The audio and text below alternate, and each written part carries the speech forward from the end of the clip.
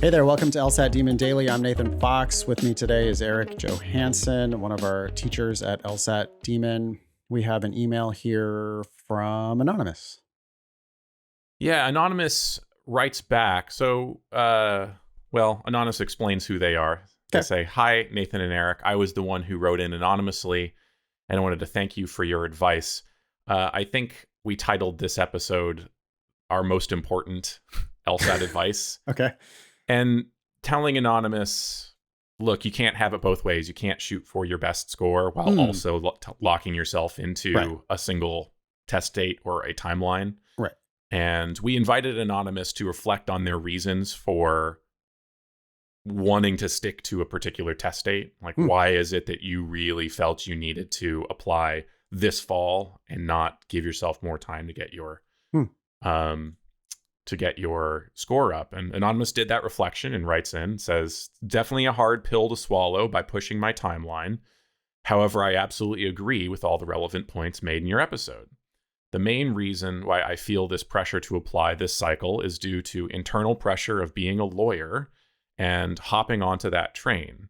And obviously, parents. I'm not under any financial pressure as of now. However, I am not employed and refuse to work in jobs that drain me so much that I can't study for the LSAT. I live with my parents and it is a positive environment. However, they do want me to move out and get into a track. But sometimes they don't understand that a good score will help me rather than getting me into law school ASAP. Thanks, Anonymous. You're the one that's going to be on the hook for this debt. You are going to incur a crazy, crazy amount of debt if you think, oh, I'm going to get into law school right now so that I can start borrowing money for tuition and living expenses for 3 years. People graduate with $300,000 in debt.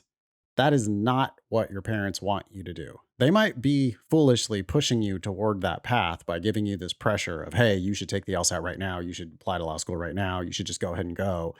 But if they're not paying your tuition and if they're not going to pay your living expenses during that time, then you would be insane to, just because I want to get my life moving in a direction, therefore I'm going to take a real bad misstep here on my first step of my legal career. Law will always be there.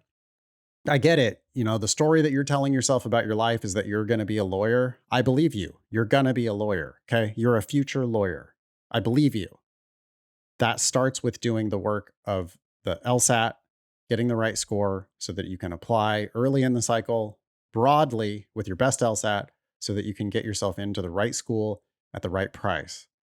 And, you know, sounds like your parents are giving you room and board. That's great. Sounds like they are encouraging you in a productive direction.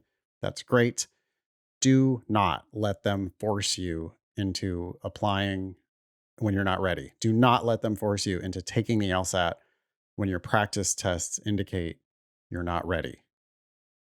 I think if let's assume that Anonymous's parents actually want what's best for them, which Yeah. I think they do, right? I can understand particularly parents who don't know about the sort of the scholarship games and the sort of lifelong debt that we're talking about, who might be primarily concerned with the fact that, oh, it seems like you don't really want this. It seems like you're just delaying and you're indefinitely staying out of law school and you're telling us that you're studying for the LSAT, but all we see is you not going to law school. I think there's an understandable, like, I can sympathize with that concern if parents don't have the larger context. I wonder if Anonymous should have some kind of conversation, or can they do something to prove to their parents that, no, this is not just me being lazy. Yeah. This is actually the right track. I'll tell you one thing that would go a long way toward that. Get a damn job, Anonymous. There's a wide range of employment opportunities out there in between unemployed and drain you so much that you can't study for the LSAT. Okay. I've never advised anybody to study full time for the LSAT. You should get a job. I don't know what that job is. I don't care what that job is. You can 10 bar, you can wait tables, you could be a barista, you could go to lsat.link/apply, and you could look at offerings that LSAT Demon has, because we're always hiring and we love to hire our own students. You could get something part time, even 10, 15 hours a week. You'd have some sort of income coming in. You'd have something to take you out of the house maybe for a little while. You know, your parents are going to look at that and they're going to go, oh, great. This kid is working towards something. They want to contribute. They're not just being lazy. But if you sit there and think, oh, I need to study for the LSAT full time, you're not going to study for the LSAT productively full time anyway. And it's going to be excruciating as you wait for 1, 2, 3, 4, 5 potential LSAT attempts and the Yeah. application cycle. Don't do nothing during that time. So get any job and just, yeah, don't overcommit to it. You're absolutely right that you don't need to be working full time in a law firm where they're going to force you to work 60 hours a week on their schedule and be on call 24 hours a day. That's not what I'm talking about. But get some kind of a job in any field at all. Get a little bit of income, work on your resume a little bit, maybe distract yourself from, like have something else going on in your life besides just LSAT studying.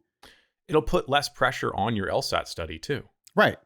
Right. You commit to the long haul on your Mm-hmm. LSAT studying, right? Like, okay, I'm going to keep taking practice tests, once a week or 2 times a month or something like that. I'm going to take a full practice test.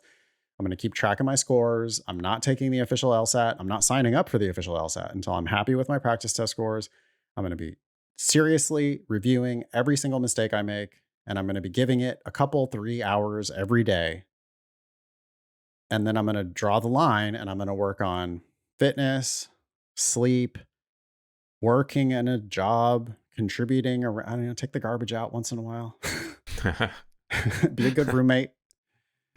And it sounds like you've got a real good, like a lot of people don't have the opportunity to live with their folks. And, I'm sure that they are anxious for their sentence. They thought they had an 18-year sentence when they had you. And that sentence has now turned out to be a 21 or 22-year sentence. And they're looking for that bedroom back, and they're looking for a little privacy around the house.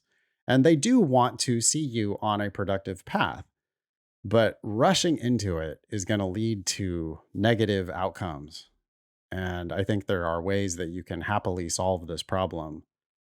I hope you'll write us back again. I hope you'll tell us 6 months from now, hey, I got a job at Starbucks and I've improved my practice test scores by 10 points. And now I'm Yeah. thinking about taking the official LSAT. And that would be a Yeah. huge win a few months from now. Yeah. I totally agree. I think it would be great to get a job. I think if you can't work while also studying, that says less about the work than it does about how you're trying to study. Yeah, don't use it as an excuse. Like, don't, oh, I'm LSAT studying full time. Therefore, I'm so drained. Therefore, I can't work shift work. I mean, Uber driver, DoorDash. Mm-hmm. There's lots of things you could be doing out there. Like those are not beneath you. There's dignity in any productive job. So go out and do a little something to chip in, buy your mom flowers, and yeah, write us back in a few months. Let us know how it's Yeah. going. Yeah. Hey, thank you for following up. Really appreciate that you Yeah. took our advice, that you understand it, that you challenged yourself to reflect on your reasons. That's great. You're going to figure this out. So thanks again, Anonymous. Email daily@lsatdemon.com if you'd like to ask us a question or share some LSAT or law school admissions news. Thanks for listening.